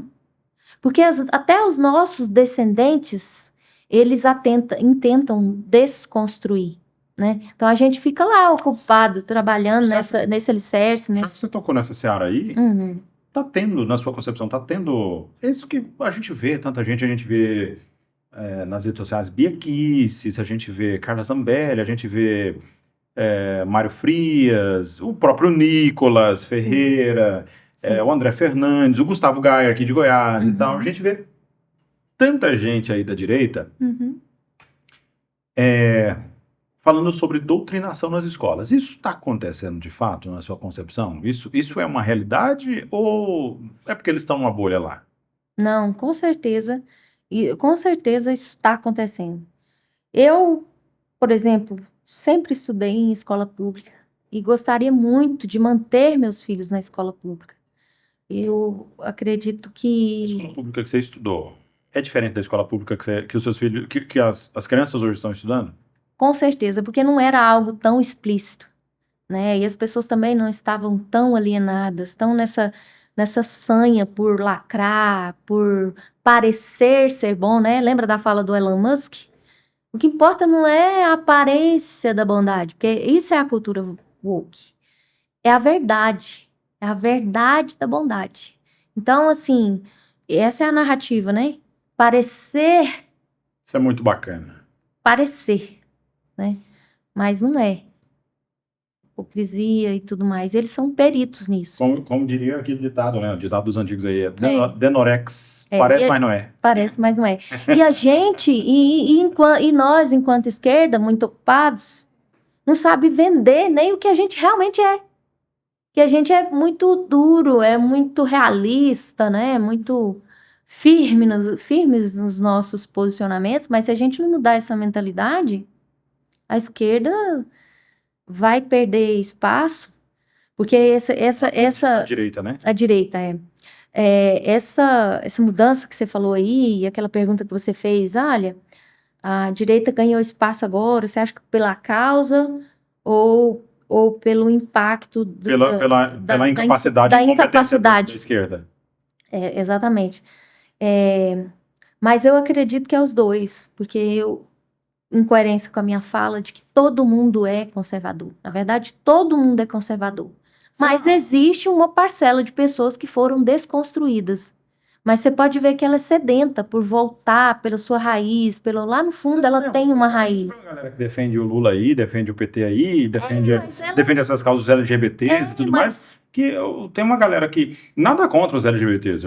Assim, como a gente falou em off aqui, o grande problema é que tem uma parcela da galera dos LGBTs que eles não se conformam em ser LGBT. LGBTQIAP, não sei das quantas mais, um alfabeto inteiro. Parece um código de rastreio do correio, né? Quando você compra na internet. Mas assim, o problema é querer que a gente também seja LGBT. É querer pregar isso para o restante da sociedade. Tem uma parcela que age dessa forma. E tem uma outra galera da esquerda e que discorda totalmente dos valores conservadores. É totalmente contra. Por exemplo, a própria Kamala Harris lá, que concorreu com o Trump lá nos Estados Unidos, teve uma mulher lá no comício dela que falou lá, gritou lá, Jesus is Lord, ou seja, Jesus Cristo é o Senhor. É o Senhor. E ela falou, fez piada. Ela falou, você tá no comício errado, minha jovem. Você tá no comício errado. O seu é mais embaixo ali na rua. Ela fala infeliz. Ela falou isso ao vivo lá, em rede nacional. Muito bom ela ter falado isso. Bom, né? Foi ótimo. Mas, ou seja, tem uma galera que não é conservadora assim não, como você está dizendo. No fundo é sim. No fundo é sim, porque quando as coisas arrocham, elas voltam para casa, elas têm uma raiz, elas têm um querer. Você vê um grande movimento dos homossexuais quererem formar a família, mas a família na concepção deles, porque eles querem ser aceitos, eles querem ser abraçados. E se a direita não faz isso, a esquerda vai fingir que faz. Não é que a esquerda faz, entendeu? É isso que a gente precisa. Então, na sua concepção, traduzindo em miúdos, a esquerda usa essas massas aí como massa de manobra apenas. Com certeza, porque não há nenhuma proposta para eles. Então quer dizer que o que foge ao não tradicional, famílias não tradicionais, então tá bagunçado, tá errado? Não é que tá errado. Não é o princípio humano, ele não tá natural. Por exemplo, hoje é normal. A gente ele está desconstruído. A gente tem família com 2 pais, com 2 mães, crianças tendo ali 2 pais homens, 2 pais, assim, 2 pais do sexo feminino, do sexo masculino, quer dizer, né? Aí tá normal dizer também que é 2 mães sem útero. Enfim, tá uma bagunça. Tá desconstruído. Enfim, então quer dizer que isso aí tá desconstruído. Tá desconstruído com uma finalidade específica. Mas se tá desconstruído, tá errado. E qual que é a finalidade aí que você tá dizendo? Olha, o certo ou errado, eu não sei se nós podemos nos eleger juízes para dizer. Eu estou falando de natural. Eu estou falando de homem natural, de rio que flui. Porque aí, no final das contas, se você for parar para analisar, essas pessoas elas têm uma sede eterna de acolhimento. Tanto que é por isso que o Estado consegue tanto, mesmo apenas com uma narrativa. Porque a direita não oferece Estado, né? Nenhuma narrativa. O Estado está lá agora, é a situação, mas assim, vamos dizer, a esquerda, né? O movimento de esquerda que conseguem angariar esse público aí com essas narrativas de acolhimento, né? De entendimento, mas na verdade usa como massa de manobra, é isso. É isso mesmo. Entendi. Não falei certo e errado, eu estou falando de natural. Natural. Certo e errada é uma coisa inventada até por nós, né? Na verdade, tem um filósofo que eu gosto que fala que a verdade O certo, o errado é algo em que se acredita. Então, se a pessoa acredita, né, ela tá certa. Subjetivo, então. Agora o que eu tô falando é algo mais profundo, é algo assim, é aqui da minha Da essência, natureza humana. da natureza humana. E aí você pode ver que essas pessoas estão sempre em busca de alguma coisa. E aí elas não têm um planejamento de vida, por exemplo. Elas vivem a esmo, entendeu? Mas tá sempre em busca de algo que é com ela mesma. Tem sempre um vazio É interno. sempre um vazio interno. E um descontentamento, uma sensação de desamor. Só que aí ela joga isso para a esfera da sociedade. Só que não é da sociedade para com ela. É dela para com ela mesma. Aí trata Entendeu? isso como preconceito da sociedade. Porque falta o que é de mais natural nela, que é a essência dela, a verdadeira essência. Qual que é o objetivo disso, dessa desconstrução? Para que querem desconstruir homem e mulher? Manter as pessoas no nível operacional, porque aí enquanto eles brigam pelo básico, né? Quem eu sou? Antes a briga era essa. Agora eu sou o que eu quiser. E enquanto eu estou ocupado... Sendo que quer, na verdade, não sabe que não é ninguém. Eu não sou ninguém. E eu me contento com que a mão do Estado me dá. Entendeu? A mão do Estado é a mão de um movimento ali que me abraça e que me acolhe. Exatamente. A única mão que me acolhe, que me protege. Entendi. E assim... E a direita não tem nada para oferecer com relação a isso, porque a gente não é questão de aceitar, a questão não é aceitar, a questão é estar além dessa discussão. Não acreditar nessas papiatas aí. Estar além, a gente ser além dessa discussão. Mas a direita ainda é a única que vê o humano como um todo, porque aí agora, porque aí houve agora uma inversão, né? A gente tem uma inversão de o grupo minoritário, o grupo maior se render ao minoritário. Estão querendo mudar aí o português agora, porque tem menos de 1% da população que fala todes, aí agora a população inteira tem que falar todes. Os disléxicos vão sofrer pra caramba. Mas, assim, a impressão que eu tenho, assim... com base no que você trouxe aqui, com base no que eu tenho observado, a impressão que eu tenho, Daiane, é que tá todo mundo contra todo mundo. Faz sentido? Porque assim, eu tô vendo uma segregação. Tá tendo negro, voltando a ter negro contra branco, branco contra negro, racismo, essas paradas todas, estão pregando isso. Tem inclusive, por exemplo, a cantora Isa, teve um filho lá que ela é negra, mas ela teve um relacionamento com um jogador de futebol lá que é branco e o filho dela nasceu branco. E aí os negros que a seguem foram lá no Instagram dela, meteu o pau. Desceu a lenha. Você vê que o preconceito... Falou que ela palmitou e agora ela vai ser obrigada a amar uma criança branca pro resto da vida. E tal. As pessoas falando isso lá, né? Então, o preconceito parte deles mesmos. Deles mesmos. Beleza. Aí eu tô vendo essa segregação de separar negro e branco. Aí nós estamos vendo a segregação separar ricos e não ricos. Exatamente. Separar LGBTs se a gente se unir, pensa bem, se a gente se unir é perigoso demais. É perigoso demais se a gente se unir. O povo tá todo dividido. Só que aí não bastava desconstruir, né? Não basta desconstruir. Tem que atacar a família. Porque a família, se ela ainda continuar como base, mesmo essa pessoa desconstruída, ela não vai desistir daquele indivíduo ali, mesmo ele estando desconstruído. Ela vai desistir dele. A família sendo pilar, ou seja, ela dá uma estrutura familiar. Ela vai dar uma estrutura, ela vai dar ou seja, desconstruir alguém que tem uma base familiar é muito mais difícil do que alguém... É muito mais difícil. Exatamente. Então, isso tudo faz parte de uma cartilha muito bem elaborada. Para manter o povo no cabresto. E que tem sido seguida há muito tempo. E isso é com o objetivo de manter o povo no cabresto, é isso? Manter o povo no cabresto. Você não lembra aquela famosa frase lá? Se é o pobre que vota no PT, qual o interesse do PT em tirar o pobre da pobreza? Inclusive tem Porque gente, foi levantado um estudo que tem gente que começou a receber Bolsa Família no primeiro governo Lula, lá em 2003, Uhum, e que está recebendo Bolsa Família até hoje. Ou seja, não exatamente. foi feito nada para tirar essa pessoa da pobreza. Não, mas nem pode. O que que acontece? Aí a pessoa que ganha esse benefício, ela não pode trabalhar de carteira assinada. Porque senão ela Então perde o benefício. ela está fadada a viver ali, abaixo da pobreza, aceitando aquilo ali, Miséria. a miséria.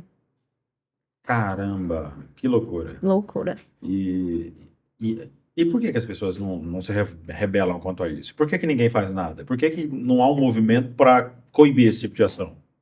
É porque elas foram criadas para ser assim, para Ah, raciocinar assim, para pensar assim. E outra coisa, a gente só desenvolve quando a gente acessa o novo, né? Você não tem como almejar. É igual, você lembra do Marcos Paulo falando que ele não sabia que existia a Alphaville, o né? Marcos Paulo é o Existia cara lá do Paulo Marçal, lá, o sócio o sócio do do Marçal. Marçal.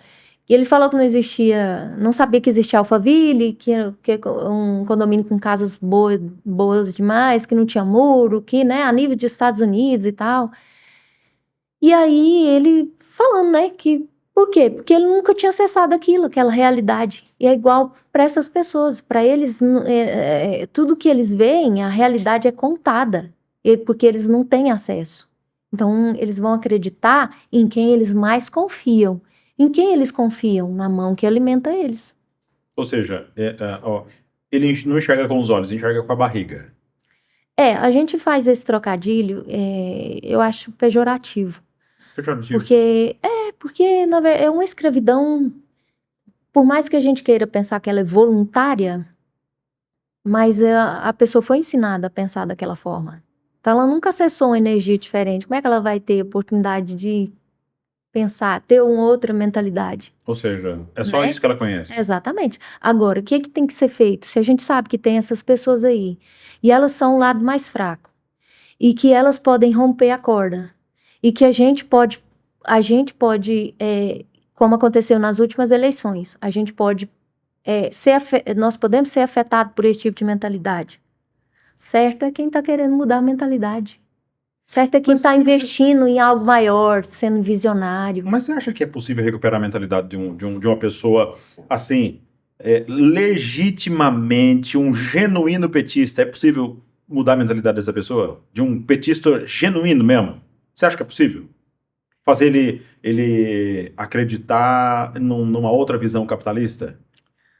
Eu acho que tem pessoas que, tem famílias que ainda vão, gerações e gerações, e todos vão ser, vão ter o mesmo estilo de vida. Não, então assim, Mas, responder em uma palavra, você não acredita que possa recuperar um petista. não, para algum grupo, e eu vou te falar uma coisa, o capitalismo para ser sustentado, ele precisa que, mas nada impede que as pessoas vão modificando. Não, mas assim, Sempre vai ter essas pessoas na base da pirâmide. mas a minha pergunta ela assim, bem objetiva, bem clara mesmo. É possível a gente, mediante a situação que está hoje, pegar um petista genuíno, um defensor de Lula, e fazer com que esse cara se torne capitalista e abrir a mente dessa pessoa para que ela enxergue o mundo de outra forma hoje, sem passar por gerações, sem esse processo longo aí que você está falando. Eu estou falando hoje, de pegar esse cara e. Você acha que é possível? Eu acho. Você acha? Eu acho. O difícil é a gente acessar essas pessoas. Porque não vai sair nenhuma pessoa, muito menos de direita, e ir lá tentar mudar a realidade daquela pessoa. É isso que acontece. Porque a gente vê milagres acontecer todos os dias. Pessoas saem da favela, pessoas que não tinham nenhuma perspectiva de vida, não só na história bíblica de milhões de anos atrás. Por quê? Porque algo, uma experiência, mudou a frequência daquela pessoa. Mas se você vê a Ou direita. seja, um impacto emocional que muda a realidade. Exatamente, né? E nisso que a direita poderia mudar, né? Nisso que a Atuar de maneira direita. diferente. Ou seja, ao invés de ir para o embate, Isso, ir exatamente. para atração. Exatamente. Legal. Ou seja, ao invés de radicalismo, de partir para o radicalismo, partir para atração, para gerar Conquistar conexão. essas pessoas, Conquistar. transbordar na vida delas, impactar elas, trazer elas, Boa. porque se a gente tiver né? Eu sei que tá todo mundo preocupado, cuidando da própria vida, eu também, eu cuido muito da minha vida, Mas é muito bom você mudar uma Eu realidade. tenho uma tia que é muito mais competente que nós todos juntos. Ela Pois cuida da é. dela e das nossas, tudo junto Deu lá. tudo junto. Então, mas aí de uma coisa boa pode se tornar uma coisa muito egoística. E nesse ponto eu digo sem medo. Eu sou direita, eu sou conservadora. E nós somos egoístas. Nesse ponto, nós somos A gente egoístas. não dedica tempo às outras Não, pessoas, né? não. E nessa transformação que impacta. Porque uma coisa é você dar uma esmola para um mendigo. Que não vai mudar nada na vida dele. Isso aí não vai mudar. O que Às vezes o muda tempo de conversa ali gera muito mais resultado do que uma exatamente, cesta básica. exatamente. E aí você percebe que a pessoa, na verdade, ela tem um potencial, ela só está desconectada, ela só é órfã de pai, perdeu perspectiva e tudo mais. Então, talvez seja esse o que vai mudar a nossa realidade. Legal. E pra mãe que tá meio perdida, que não tá sabendo, tá. É normal, né? Principalmente as mães de primeira viagem, ela fica perdida sem saber se é boa mãe, se tá sendo boa mãe, se não tá, se tá fazendo certo, se não tá. Aí vem a mãe dela, vem a sogra e fala um monte de coisa, aí vem outra pessoa e diz tudo aquilo que já foi dito. Ou seja, ela fica uma pilha de nervos, fica uma loucura. Fica. E pra quem que quer, de repente, encontrar um apoio e se encontrar e achar a energia certa para se organizar, como é que faz? Olha, são algumas etapas que tem, mas a primeira delas é fazer as pazes, romper com o passado e fazer as pazes consigo mesmo. Como é que vai ser isso? Eu acho que se ainda não voou de avião, eu vou te lembrar que quando as aeromoças vão treinar você para um possível contratempo, elas pedem que você coloque a máscara primeiro em você. Porque se você não colocar a máscara em você, você não vai conseguir salvar mais ninguém. E mãe, você é essa pessoa. Se você não tiver um olhar para você, né, de autoconhecimento, de perdão diário, de entender seus limites, de romper barreiras, né, aceitar, ressignificar muitas coisas, você não vai conseguir cuidar do seu ministério da maneira como tem que ser cuidado.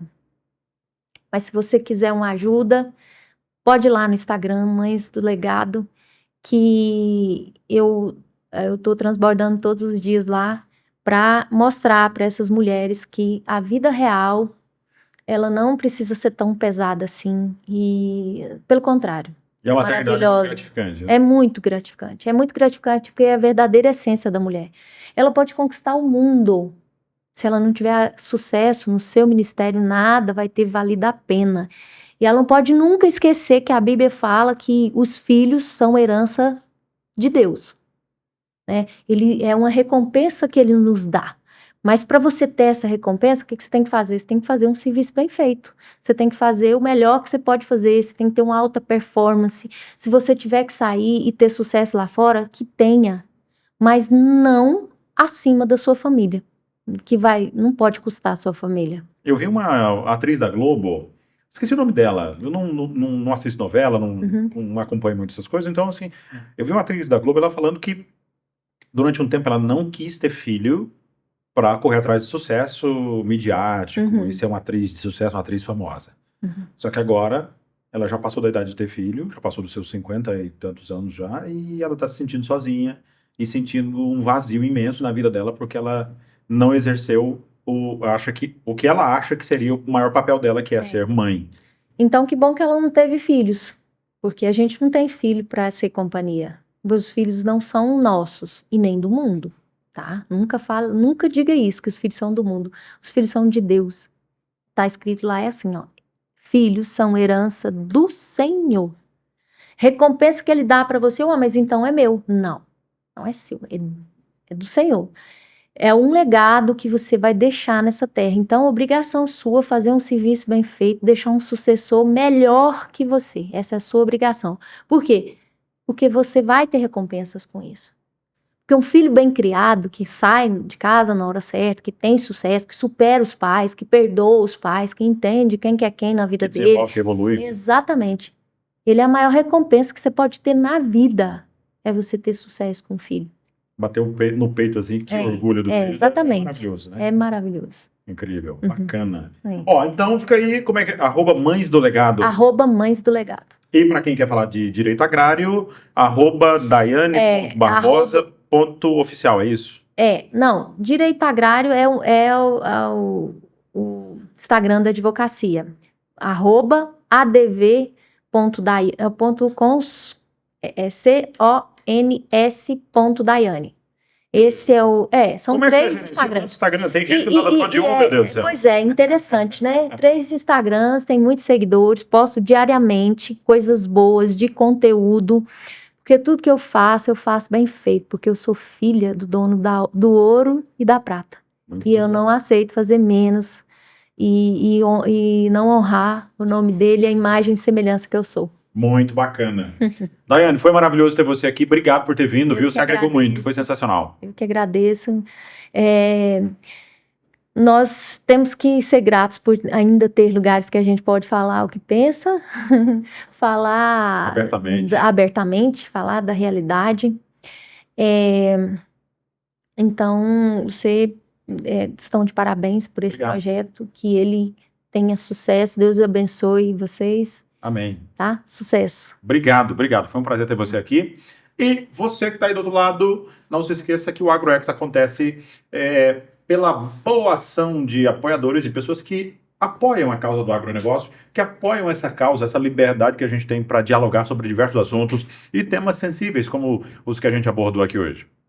E essas marcas são TumiX, treinamentos que ajudam empresas a aumentarem faturamento, lucro e a terem uma equipe de vendas de alta performance, vendedores de elite. E se de repente você que trabalha com vendas, se você de repente você quer crescer, se desenvolver, quer se tornar um vendedor, uma vendedora falcão, sabe aquela pessoa focada?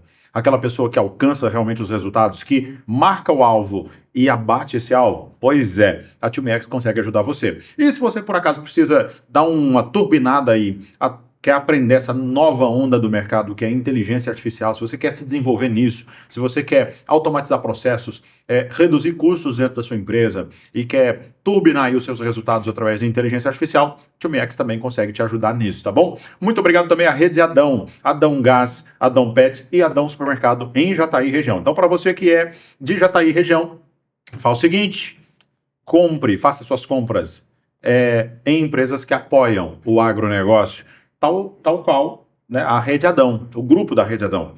Adão Pets, Adão Gás e Adão Supermercado. Por quê? Empresas que valorizam o agronegócio, que impulsionam, né, o agronegócio, são empresas que realmente vale a pena e que merecem o nosso reconhecimento, porque o agronegócio é tudo, gente. E a gente está no agro 24 horas por dia. Não se esqueça de se inscrever no canal e de ativar o sininho para receber as notificações e estar sempre acompanhando a gente. Siga a gente no Instagram também, @oagrox. Tamo junto. Muito obrigado e até semana que vem. Valeu!